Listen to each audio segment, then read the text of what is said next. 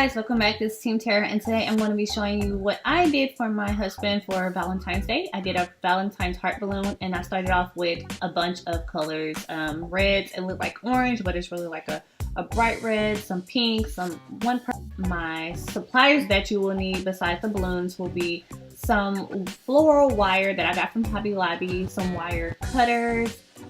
This floral wire was very tangled up, so you'll see later on what I did. And then these balloons, I counted the balloons. I think altogether it was about 46 balloons. If I had more, well, you'll see at the very end, I think the heart-shaped balloon would have came out way bigger. But this is all I had, so I had to work with what I had. I also went to Walmart and picked up one more pack, which was like 99 cents for a pack of 12. So I think that's very good. You can get them from Amazon for very, very cheap. And also Target, I think, had them a different range of colors. I really wanted some pinks, but I couldn't find any. I guess because it's so close to Valentine's Day that it wasn't available. You'll also need a hand pump. I got this full balloon. It's like a goldish rose gold balloon from Amazon for like $3.99. I got this last year. You see me using my previous balloon cluster tutorial. And also you will need a low hot gun glue. Yeah, so like I said, I did have about 40 balloons, and I was going to do 2 long wires and then just put the balloons along the along the wire, but it didn't come out the way I wanted to. But I was basically showing you that I had this balloon kit that I got from, I think, Walmart, and it had all these colors in, and I just picked out the reds and the pinks out of there. If I need any gold, then I will use those to fill in it, and I think I did have a few golds. So here, basically, I'm just blowing up each balloon and putting it to the side. It only took me literally to blow up these balloons maybe 15 minutes. My daughter was helping me, and it went by pretty fast. So since I've done this before, it was pretty easy for me to measure out what size I wanted. And since I didn't want the heart that big, I did go for a few smaller balloons more than big balloons, which made a big difference at the very end. So I'm just taking this gold love balloon, and it can be either air pumped or hand pumped. And the fact that I didn't want it floating, it was good for me to hand pump it.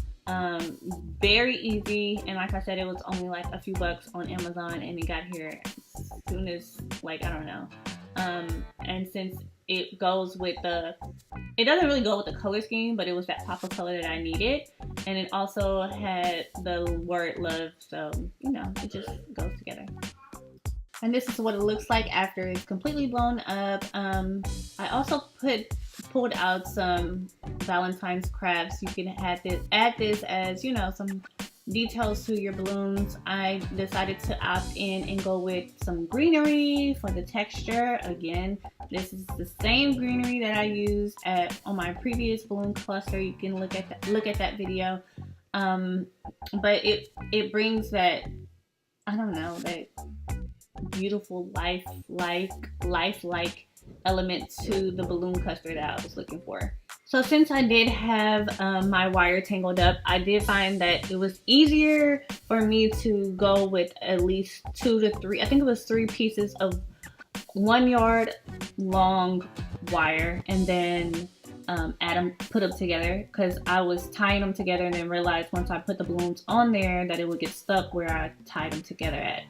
So on one side, you'll basically just pull it along at the very end where the balloon cannot pop, pulling along the wire. Make sure that the wire is not bent, because you'll have more time struggling with putting the balloon on the wire than anything. So just pull it along. With this, I realized at the very end that you don't want to pull it too close together, because you're trying to make a heart shape, and you won't be able to stick it onto a wall, being that it's so bulky. So I did realize that I had to pull them apart, and then the spots where I need it to be filled, I'll just go back in and add balloons in between. So I did take some thumbtacks because I wanted to put this on the wall, like I said before, and I'm not used to working with a flat wall. I usually have like some type of pipe, some type of backdrop or something that the balloons can hang from. So since I wanted this to be on the wall, I really had to take 3 pins and connect it and see where I wanted the balloons to actually have that arch at the top. This was not an easy task. It was like really trial and error. I tried to do like the heart-shaped arches on both sides and then do the bottom part. And you can see where I was struggling to do that. But at the very end, you will see it all come together. I did have 3 pieces, like I said, of almost like a yard of wire that I tried to connect to make the heart. So then I realized that the big thumbtacks are not as sturdy as the small ones, if I'm trying to get this to focus. So then I went in with the small ones and got it to work the best. I don't know why, I guess because it's smaller, it was able to connect the balloon more in the wall, if that makes any sense. So I had a couple of those and I was just thumbtacking like the very ends of the balloons in between each one to make the illusion of the heart. And that was a hard task, but look, I got it done. So I got the bottom part, the last piece that I wanted, and I'm starting to connect it to one side, and you see the balloons are starting to come apart. I didn't have enough tacks, so then I went in and added some more tacks. I also had more wire on one end so that I can add more balloons so I can have that illusion that they're connecting.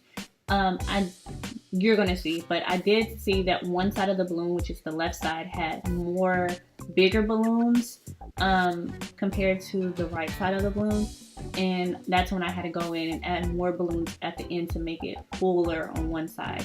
Which this is like a trial and error. I did learn my lesson. I was able to see what to work with. This was my first time doing it, and it came out very cute, but like I said, it was something that I had to play with. I had to see where I can and cannot do, and where to fill in balloons where it needed to be.